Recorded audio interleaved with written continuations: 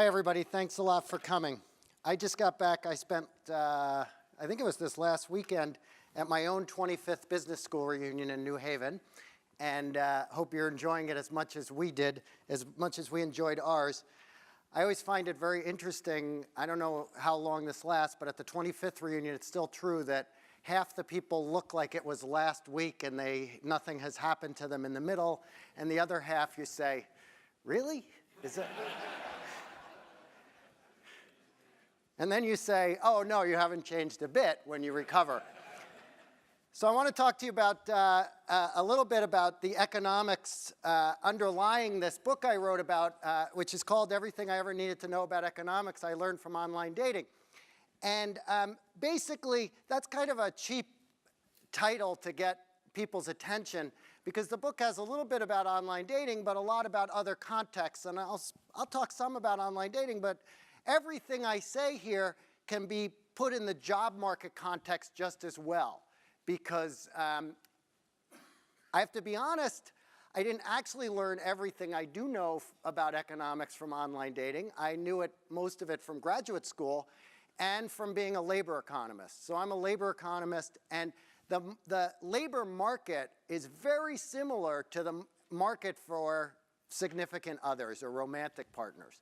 And I know you have to be an economist to use that last phrase, but this is kind of the way we think about it. And what I like about thinking about the economics using dating or the marriage market, what I really like about it is two things. One is people are interested in this market, of course, so that's nice. The other thing is when people think about economics, they think about money. Economists don't care at all about money. Well, I take that back. There are some macroeconomists who have to worry about money supply and things like that. But most economists, and certainly pretty much all microeconomists, money is just a convenience for transacting. We're not inherently interested in money at all. Remember, economics is the study of scarce resources. And in online dating, that's an appropriate place to think about that because there are a lot of scarce resources that we'll go through as we talk about this. So that's kind of what got me interested in doing this, and then any chance I get to teach people some economics in a way that doesn't feel that much like I'm doing that, and with limited mathematics is always fun for me. So let's talk about that. So what I'm going to do is take you through this in 4 steps. I'm not sure we'll get through all 4 steps. But basically, you can think about there being 4 stages in a relationship. And again, the job market context works very well here. So I can just change some of the terminology here, and I can say the economics of jobs in 4 stages. So there's choosing your market. That's true whether you're talking about jobs or dating. There's creating your profile, which in the job context would be putting together a resume and your LinkedIn profile and the like. But in the dating world, it's putting up your online profile. There's the first date or the job interview, you could think of it as. And then there's settling down. There's picking the job or picking your mate. And that's where I want to go. So these all relate to 1 or 2 different chapters of my book. Between this, you can sort of cover 6 of the 10 chapters. And I think from an economist perspective, the thing I like about breaking it down into these 4 segments is each of these 4 ideas won somebody a Nobel Prize in economics somewhere along the way. And so we'll talk about those examples and the contributions thereof as we go. So stage 1 is thinking about what market you want to get into. And basically, when you look at markets, bigger is better. That's a general rule. Now, there can be problems with finding the right match once you're in the big market. But if you'll indulge me, I'll just give you a sense for how that plays out. I'm just going to read a couple of paragraphs from the book that explain how that plays out in online dating. This is chapter 6 of the book. I said, as an experiment, I logged into Match.com and got a list of the women between 40 and 50 who live within 10 miles of me. I was presented with 454 women. I did the same thing on Date.com, and I was given 134 women to choose from. Does it matter which site I use? It seems like both have plenty of options for me. Now consider a third option. I play a lot of tennis. It would be nice to meet a woman who shared this interest. So I logged into tennisdate.com and searched for all women between 40 and 50 years old who live in California. I was presented with 52 options, 9 of whom were within a 1-hour drive of my house. That's a much smaller set to choose from, but at least they all share an interest of mine. I also pretended to be a vegetarian. I am not, but I'm willing to imagine for a few minutes, although I would draw the line of pretending to be vegan. There were 22 women between 40 and 50 living within 20 miles of me on veggiedate.com. You might think I'm making this stuff up, but I'm not. Any term you want, put it into the URL at the top of your screen and then put date.com at the end of it, and you will find a dating site. So finally, what if I try to meet women in person instead of over the internet? Living in an area with a lot of well-educated people, I'm lucky to live near a couple of high-quality bookstores. Each of these hosts a book club where patrons can meet to discuss a work of fiction.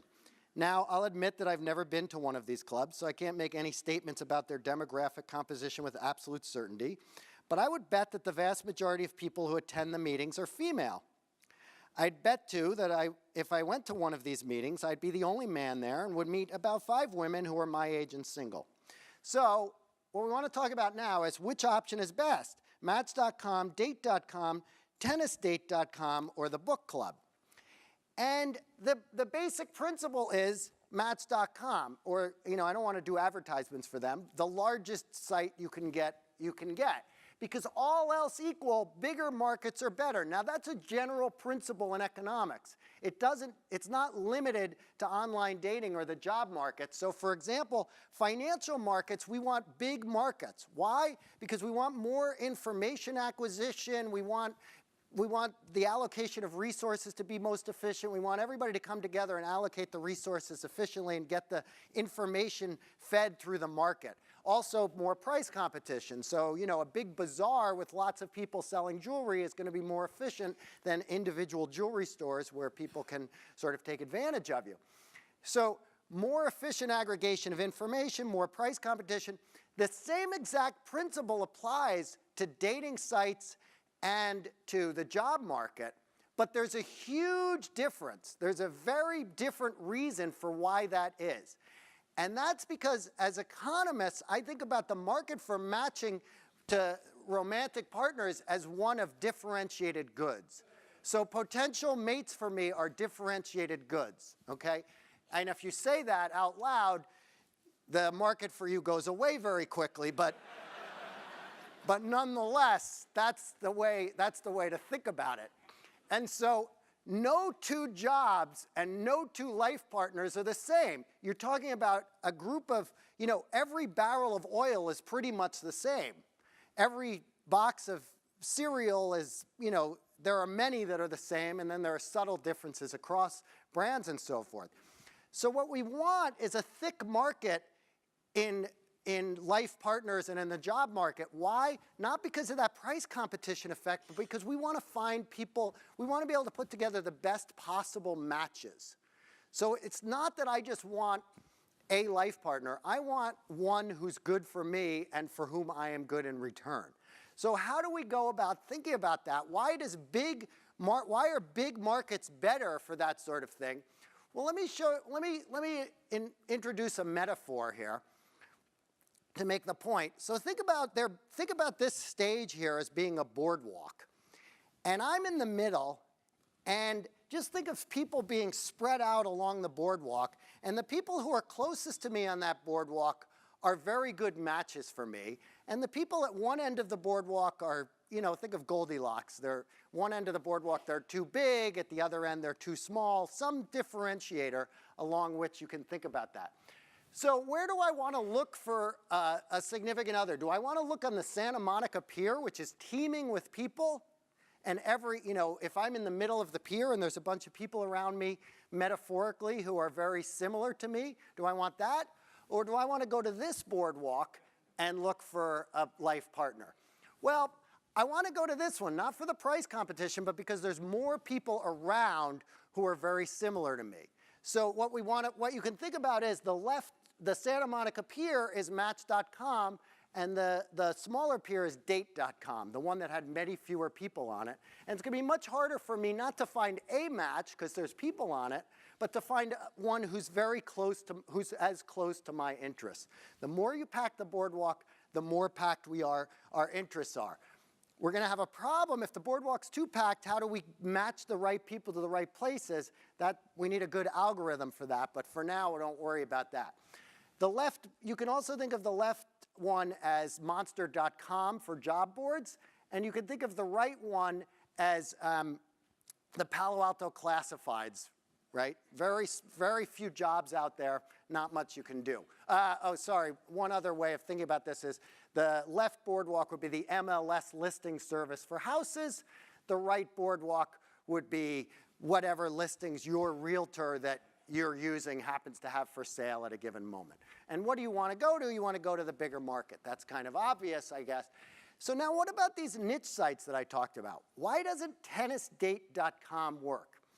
It might. It probably doesn't. And the reason is, what you want to think about is all of those sites, farmersonly.com is the one exception where I've been wrong.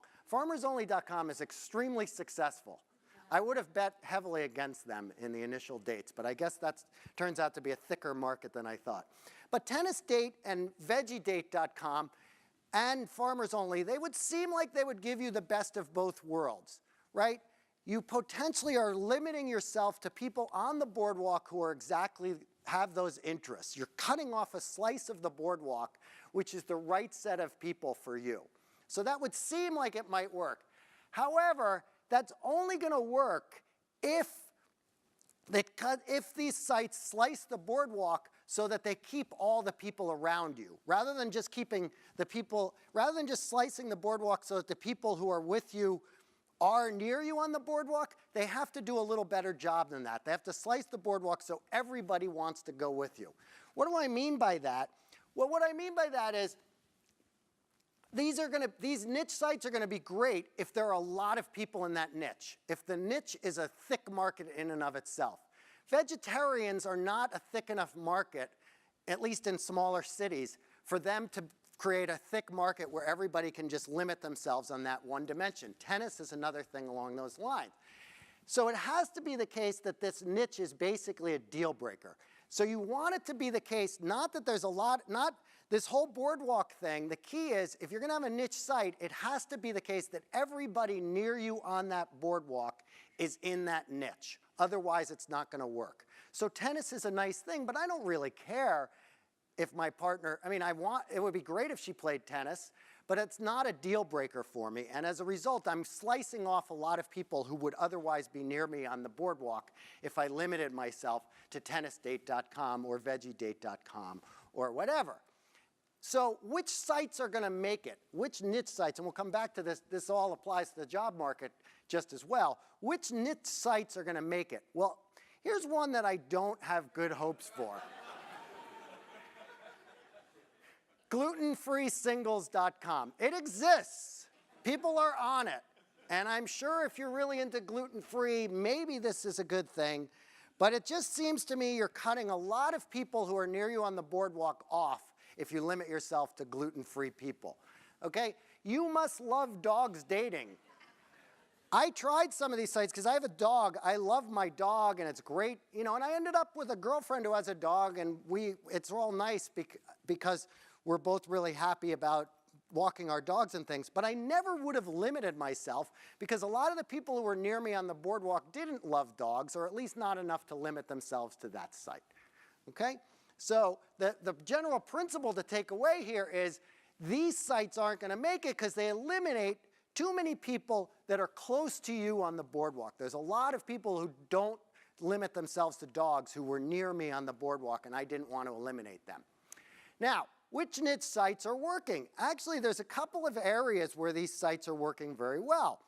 One of them is religious-oriented sites. Christianmingle.com, very successful.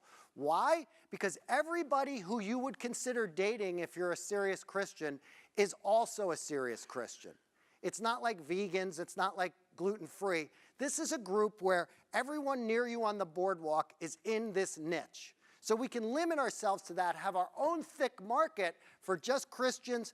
The LDS dating site is also quite successful. Some of the ones that are focused on certain racial groups that want to stay within themselves, those have been successful. So where there's a big enough site.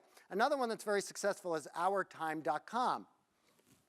If any of you are at like your 40th reunion or later and you're single, this might be a site for you. It's one of the older dating, it's one of the niche sites for older dating, okay? And so these types of sites are going to be more successful than glutenfree.com and so forth because everyone near me on the boardwalk is also potentially interested in this site. So if we're going to break off and have these niche sites, we need to have a thick market in and of itself for that. So now these same exact ideas apply to online job sites. Monster.com is a great place to go looking for people and a great place to go looking for jobs. It's a very thick market and so forth. LinkedIn is another, for certain types of jobs, has become the go-to place because it's so big and so forth.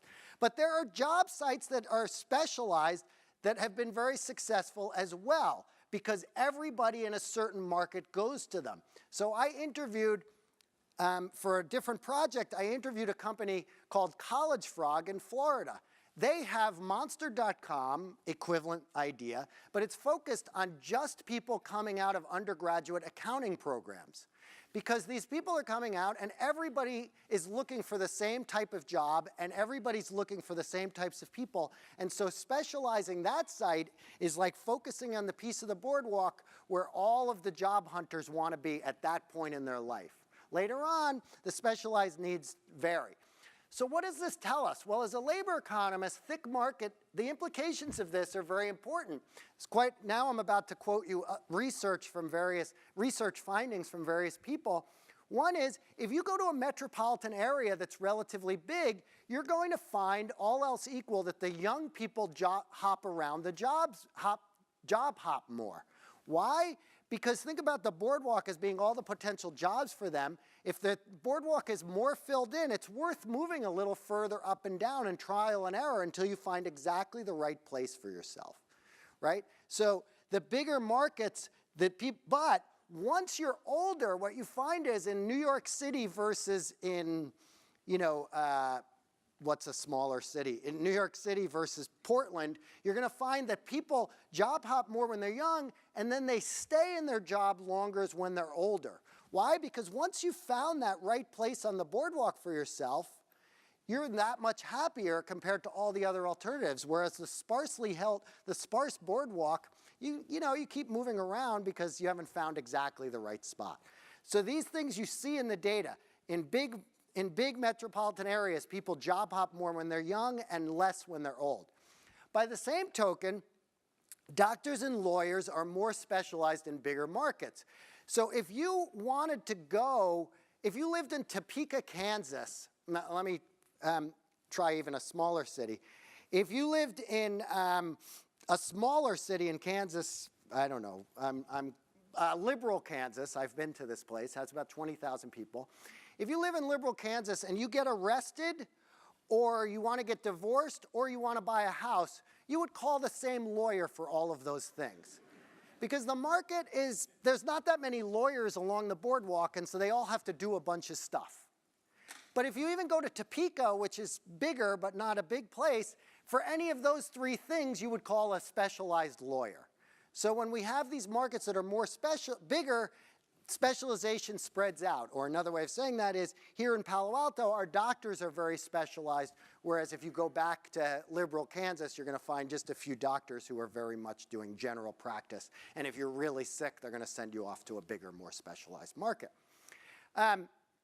Outsourcing is easier as well, but I won't get into that as much. So what are some other applications of this idea of thick markets? Thick markets are really an important idea in so many businesses, right? If you're going to start, if you're a member of the class of 2008 or later, you are by definition trying to start some sort of social media company right now. I don't know if you've heard that, that's the new rule here at Stanford. And these are people who have to think constantly about how can we create the thickest possible market. That's what that's all about. So a couple of examples of how that plays out in the business world is, this is the Mall of America in Minnesota. It's the biggest mall in the world. Where would you rather be if you needed a pair of jeans? Walking down some random street in Kansas or in the Mall of America? For some reasons, you might rather be in Kansas because the Mall of America has, probably isn't that fun for some people. But if all you care about is the selection of jeans, you obviously want to be at the Mall of America. So malls and these other places spring up because they want to create thick markets which allow people to get what they want, to match well to their needs. This is the Bowery in Lower Manhattan. I don't know how many of you have ever been down to the Bowery in Lower Manhattan. It was kind of a down and out part of New York for many years. But it had one thing it was very well known for. It had the lighting district. So I don't know if you've ever been to, anybody's been there, but back in the 80s when I lived in New York City, you'd walk down the streets of the Bowery and it was just incredible. There'd be one light store next to the next. There was like blocks of stores that sold lights. Now this was strictly a thick market sort of effect. These stores, think about yourself, you're opening a lighting store and you say, okay, do I want to open it in the lighting district or up on the Upper East Side where there's no other lighting stores around? Well, you're tempted to say I want it on the Upper East Side, and then you don't have as much competition. And you might end up doing that. But on the other hand, you can see saying, hey, wait a minute, I'm going to open in the lighting district because everybody knows when they need lights, they go to the lighting district because that's where the market is thick. And they go from store to store until they find exactly what they need. So as a result, this became a very thick market for lighting. Now, the lighting district is more or less a shell of what it used to be. And what happened is, there was a very thick market. It all worked very nicely. People went there to shop for lights. And then there was a technical change, and nobody needed to go to the lighting district anymore because now you could just sit in your home and do everything on the internet. So the thick market moved from the lighting district into the internet, and we know, so a lot of these physical spaces that were very specialized in creating a thick market have been sort of replaced by the fact that if it can be put on the internet, it saves everybody the trouble of going down to that part of New York. This is a factory making carpeting in Dalton, Georgia. Dalton, Georgia is the carpet capital of the world. Until recently, it made more than 90% of the carpet made in the entire world was made in Dalton, Georgia. Why was that? It was a total historical accident. There was some woman who had a very successful tufted quilt business there back about 100 years ago. I forget the timing of all this now. So you know these quilts that kind of have the threads come up through the bottom and you can make these nice tufted quilts? She had a pretty successful business set up which had grown, and she had a lot of subcontractors that provided the parts. Well, it turned out carpeting is made more or less the way she made her quilts. And so when people started making carpeting, they said, okay, I want to make my carpets. I'm going to go ahead and set this business up in Dalton, Georgia, because look, there's all these people that know how to supply me already. And then everybody who wanted to supply the carpet manufacturers started moving to Dalton. And so these thick markets reinforced themselves where we ended up with everybody down in Dalton, Georgia. Now, foreign competition is finally making Dalton no longer the carpet capital of the world to the degree it once was, but it's still very much the focus of carpet manufacturing. And by the way, the same story explains why cars are made in Detroit. Henry Ford put his business there because people who had made carriages, the subcontractors to carriage makers were in Detroit, and he figured this would be a good way to do it. So again, these thick markets develop for various reasons and in various markets, and you want to be in them. They're a much better place to operate than sort of all by yourself. Okay, so I'm going to just kind of skip through most of stage two. Stage two is presenting yourself. How do you write your resume and that sort of thing. And the main point I'm going to make here, and I'm going to skip the details, are that if you're not very careful, and you have to think about this on your resume and on your dating profile, what you say is very important. What you don't say is equally important. And the economist version of this is a term called statistical discrimination. If I see that you have some characteristic and you are silent about some other characteristic, I might statistically put these two things together. So in the context of online dating, when I was out looking, when I started dating again, I, on my profile, said that I was separated because my divorce wasn't final. Big problem, it turns out. I did not see this coming. I was totally naive about that. I was, I wrote my profile. I'm recently separated. I'm so excited to, and everybody sees this. And of course, there are three types of people who are separated. There are people like myself who are like nice guys ready to give it another try and really ready to jump in and make somebody very happy. There are emotional wrecks who can do nothing but think about their failed relationship. And there are guys who are seeing if there's something better out there and may go back to their wife. It's very hard to tell people I am a type 1. They assume you're not until your divorce is final, and then you can move on with your life. Well, by the same token, in the job market, so for me this wasn't a big deal. Like in the world of statistical discrimination, even I have no sympathy for the story I just told you. But there are many cases where this idea is a much bigger problem. For car insurance is one. Hiring young women is probably one that and racial profiling are probably the two biggest examples of the exact same idea I just talked about with much bigger social implications.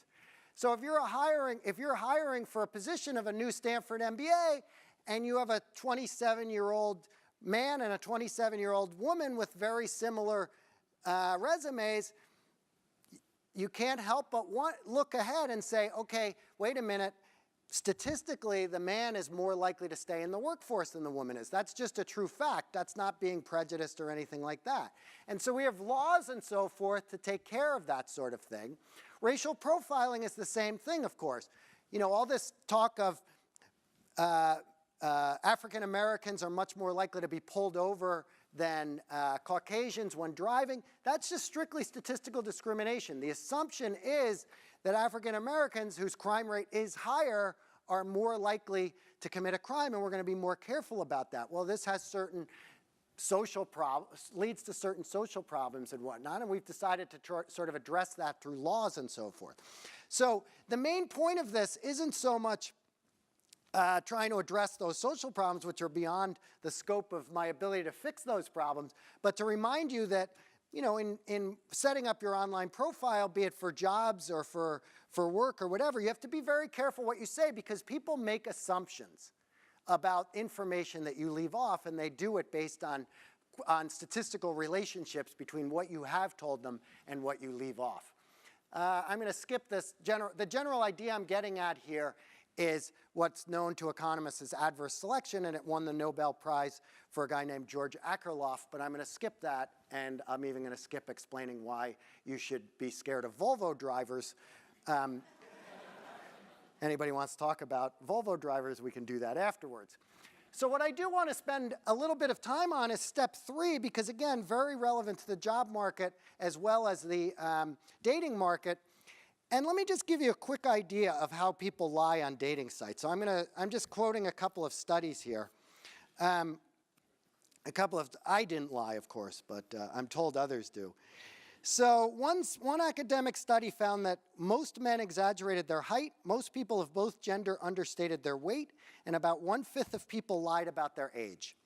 And OkCupid, which is a large dating site, started, I might add, by a member of the Stanford GSB class of 2004, their blog, they occasionally will post some information about what's happening on their site, and they found that the average heights claimed by men on their profiles are suspiciously greater than the average height of American men, and that there are an inexplicable number of men who claim to be exactly 6 feet tall.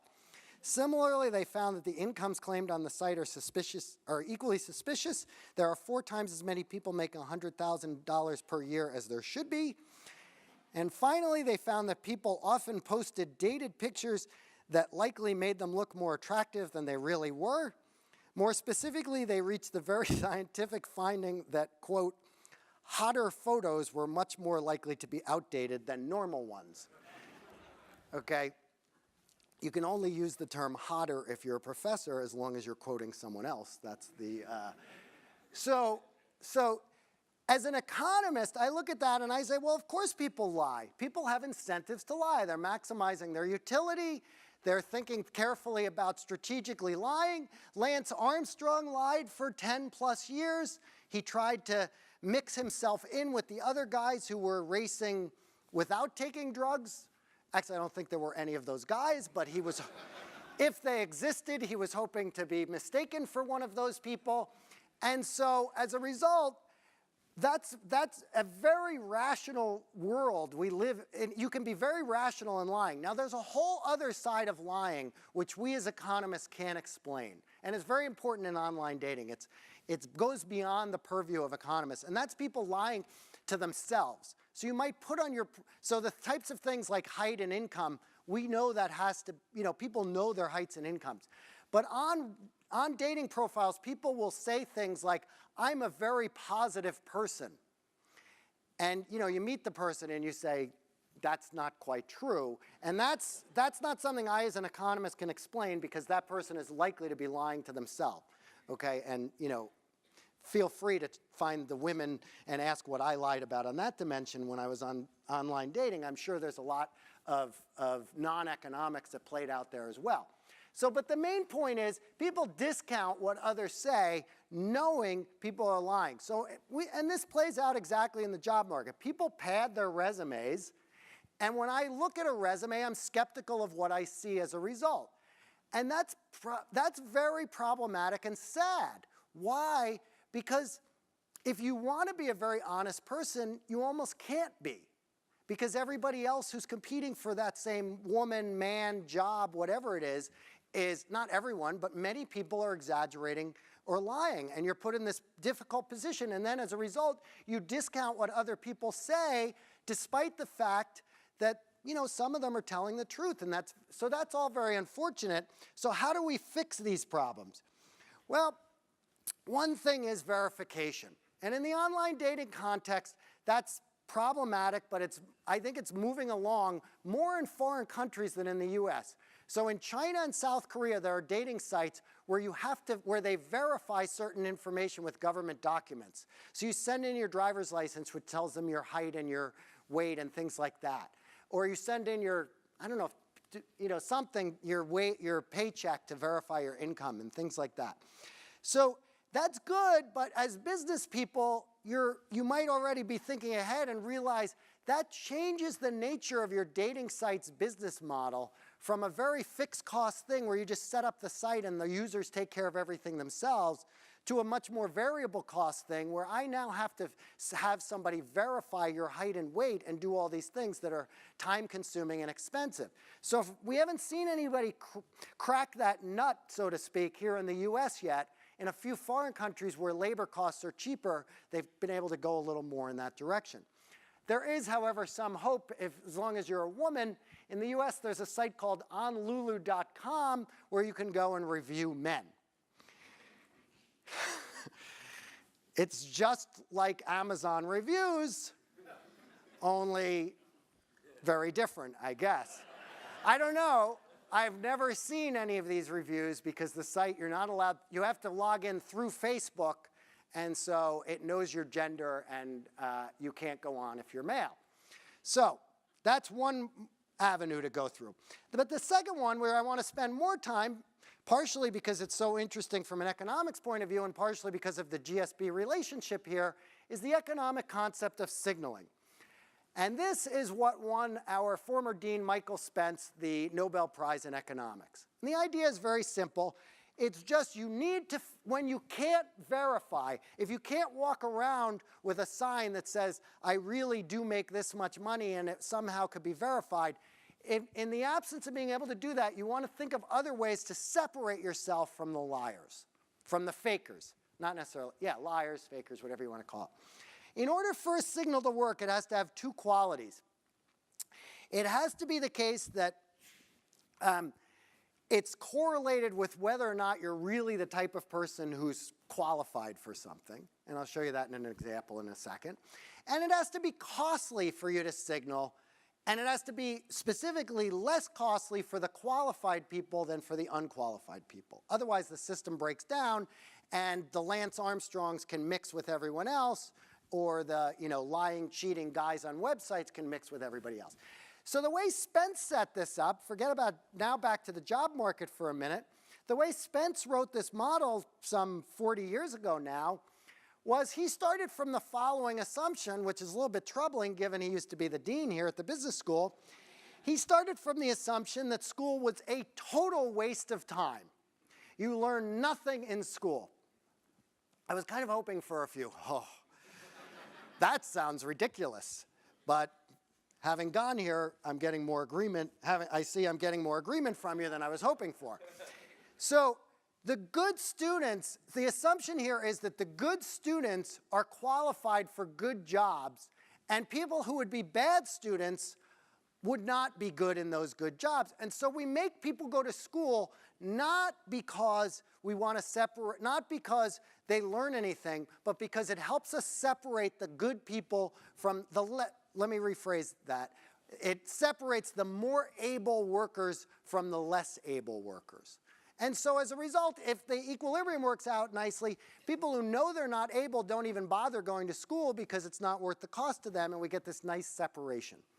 Well, how does that work in other contexts? Well, let's talk about it in dating for a second. There are two problems in dating, two different kinds of problems.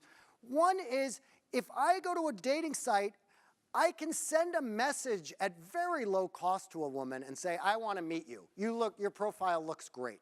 So how do we get around that? How do we make it a little more costly for you and make it a little more meaningful when you say, I want to meet you, rather than sending 100 similar messages? Well, one is the way I solved this problem was I would send fewer messages but personalize them more. So I would make sure I looked in the profile and I'd say, I like that same show on NPR.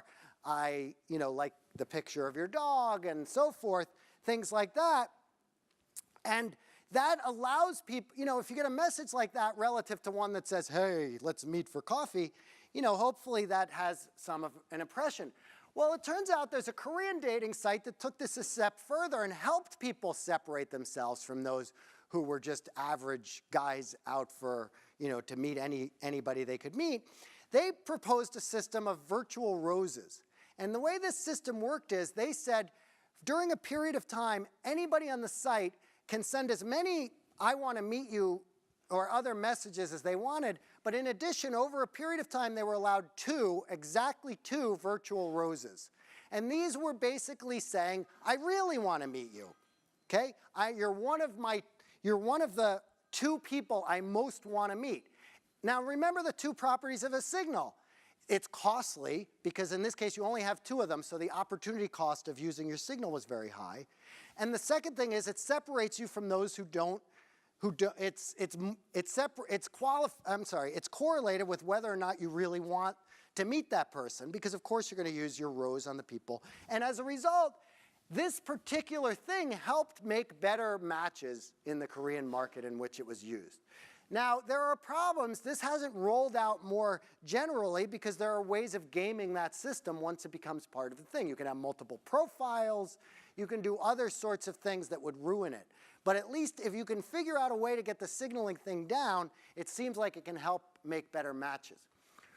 Example number two is if I want to say I make a lot of money, so I'm sorry, crass fact. The data back me up on this. I'm not statistically discriminating. I'm just telling you the data are true on this. Men are attracted to good-looking women. Women are attracted to men who make money. Sad, but true. So how do I say I make a lot of money when anybody can say that? How do I make it true? So it's only self-reported and so forth. So, you can think about sort of ways of wasting a lot of money to sort of show somebody I care about, I really have a lot of money.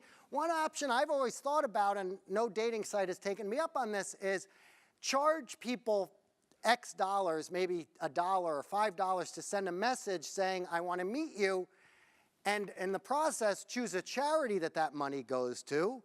And that not only signals I really want to meet you because I had to spend that money, but it also shows you which charity I'm interested in. So if I get a message from a woman that says, who had to pay $5 and she chose to send her money to Planned Parenthood, and I get another one from someone who sent their money to the NRA, we've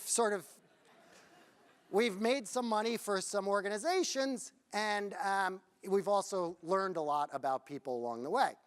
Another solution We like as economists to think of very rational people as being very rational.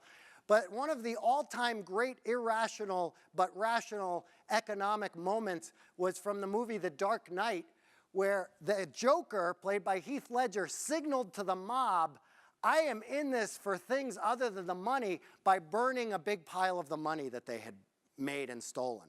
So, you know, an alternative, if it weren't for the fact that you'd look like a crazy person, would be to, on the first date, put down $1,000 and light it on fire. And that would, in fact, show people that you were very wealthy. Nobody's taken me up on that one either. And I think that's just as well, both for secondhand smoke reasons and other issues that would come up. There are many other applications of signaling. I'm going to skip ahead to the very last point real quickly, so I leave a little time for some discussion. My favorite is maybe college applications. Early decisions are just a form of signaling. You have one signal. It's expensive because you only get to apply early to one place. Okay, and so that's what early admissions is basically all about. And there's a nice paper by a couple of economists, one of whom is John Levin in the economics department here, showing the importance of early decisions as a means of signaling and how schools take it very seriously. Okay, so those are a few other examples that I'm going to not talk about right now, because I want to, if I haven't completely offended you with taking an economics take on looking for a life partner, I want to make sure I get all the way to the end on that. And this is the part of the book. It's chapter 1. It's about search theory, but the reason it's the last part of this talk is it's about settling down. It's picking the person you want to settle down with. Now, I have a girlfriend who I've now been seeing for 2.5 years, and I can never let her go because she's seen me talk about this and read chapter 1 of the book, and she finds it acceptable. And I think that the number of people for whom that's true is a very limited set. So the one, you know, I'm looking for the one. That is just, that person doesn't exist. I hate to be the one to break it to you. The perfect person doesn't exist, okay? So what you really do, remember I said economics is the study of scarce resources. So search theory, when thinking about searching for a partner, the scarce resource is your time.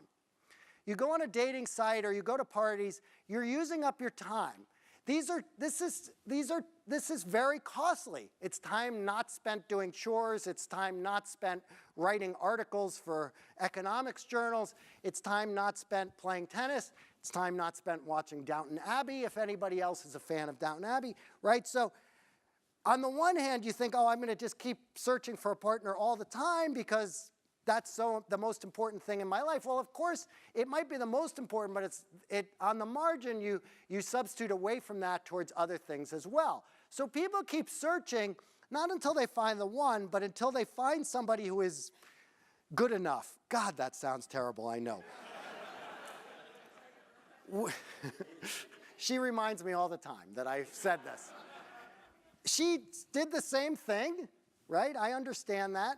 So we settle. There's a really nice book on this by a woman, a psychologist named Lori Gottlieb, who basically takes the view that women are not good at this. Relatively high-income, educated American women are not good at this. They don't settle well enough. And so her book is called something like Marry Him, the Case for Settling for Mr. Good Enough, or something like that. So it's not just an economics concept, but the underlying idea is very economics in terms of thinking about you keep searching until the costs outweigh the benefits, and then you say, okay, I'm going to stop there. Now, that's all well and good. Now, of course, this is the case. I've introduced this in the most non-romantic way possible in the market for partners, but this is exactly the case where the job market applies so perfectly. Because what do you do when you search for a job? You don't search for a job till you find the perfect job. You keep searching until it's no longer worth the trouble to keep trying to do better, to try to trade up in the job market. Same with employees. You keep interviewing people until you find somebody where you know they're not literally the perfect person for the job, but at some point you say, okay, the costs of doing better would be outweighed. So settling is the best strategy in both of these contexts. Now, this idea of settling, if you will, was very important. In 2010, it won Dale Mortensen and Chris Pissarides the Nobel Prize in Economics. And one of the key points of what they pointed out is that search theory, search frictions, that is the time spent searching, leads to unemployment. If we're constantly looking for the one, we spend more, there's time spent where, you know, where we are unemployed. Or as the Nobel Committee said, since the search process requires time and resources, it creates frictions in the market. That's the time and resources spent looking for jobs. On such search markets, the demands of some buyers will not be met, while some sellers cannot sell as much as they would wish. Simultaneously, there are both job vacancies and unemployment on the labor market. And the exact same logic applies to finding a life partner. And so as I like to say, you want to be very careful not to be too picky while on the partner market, if you will, because you end up with the equivalent of unemployment, which is loneliness, or as I like to say, romantic unemployment. So that's basically, you know, you got to at some point say, good, you know, enough is enough and move on with your life. Okay, now there are many other places we could talk about search costs. I won't get into these now because I've already gone over the time I wanted to use on this. I will just tell you, if I've interested anybody in following up on this, you'll learn other exciting facts in my book, such as that dating sites are driven by network effects, which we already talked about a little bit, but I draw out in a lot more detail. Another sad fact of life is we are drawn to people who are like ourselves. Okay, and this has, the reason it's a sad fact of life is it inhibits economic mobility quite a bit, right? So if you think of somebody marrying somebody from a completely different socioeconomic class, that moves people around and mixes them better. That doesn't happen that well in real life, and the economics of that are something that's very interesting to me and many others. The other thing is the final point I'll make is that families have economics too, and you know, as I like to say, dating is really just a precursor to grand bargains and negotiations over who's going to take out the garbage. So that's the main point I'm going to leave you with. Thank you. I'm going to, you know, I would love to hear any questions anybody has. If you have any more interest in following up, I have a Twitter account that at least 7 people are on, and I'd be delighted to have you be the 8th. So thanks very much.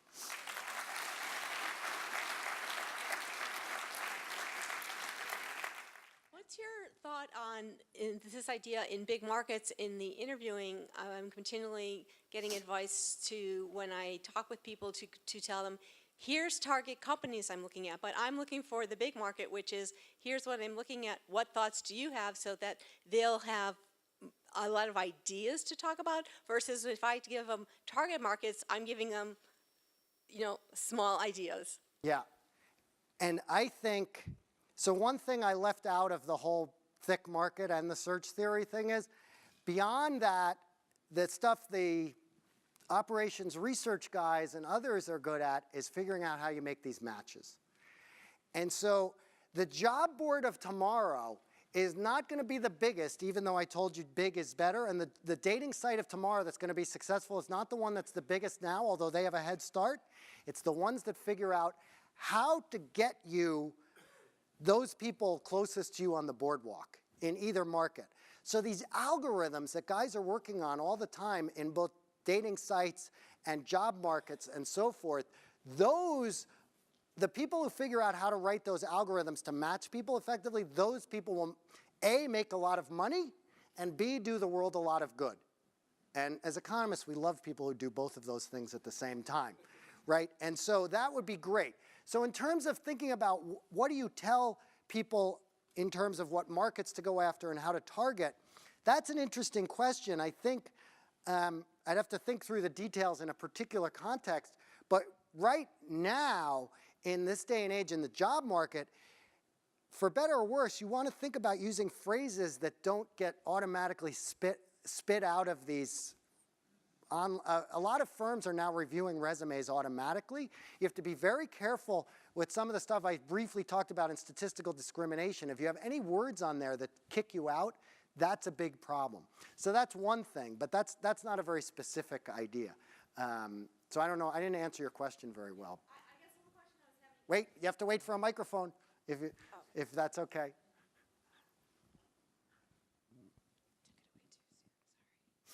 Yeah, the question I had is everything you were talking about was very much online, and I guess my question is when you talk with people, they're always asking what targeted companies, and by definition you're limiting the conversation, and everything you're talking about is allow for thick market conversation. Right.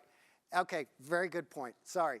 So the thing you really want to do, the two ideals that go against one another is find the big, thick market with a lot of companies, and then, if it's worth the trouble to you to find just the right job, do a lot of research, and then target, signal, whatever term you want to use, the few that you think are exactly the right match for you. And I think, you know, job market strategy, would I rather send 100 resumes generically or 10 very targeted with a long cover letter about why I'm a really good match to that place? I hope the second strategy would work better. We'll see, you know, in the long term how that does and doesn't work, and whether the algorithms can help make that happen more.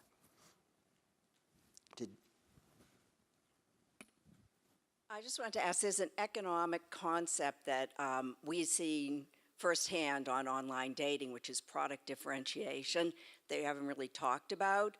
Our daughter languished on Match until she updated her profile to say that she had spent her summers working on a lock psych ward, managing a high-end lingerie company in London, that she'd broken my nose, and she'd been polygraphed by a federal government agency, all of which were true.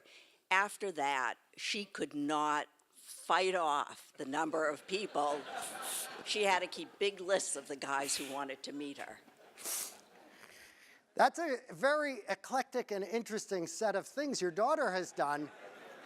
I'm guessing the lingerie one was the only one she actually needed to put on her website to up the attention she was getting. I don't remember hearing a lot of talk in the men's locker room about, God, I really want to meet a woman who worked on the lockdown ward of a psych hospital, but you never know. But anyway, the simple answer to your question is, I'm an economist.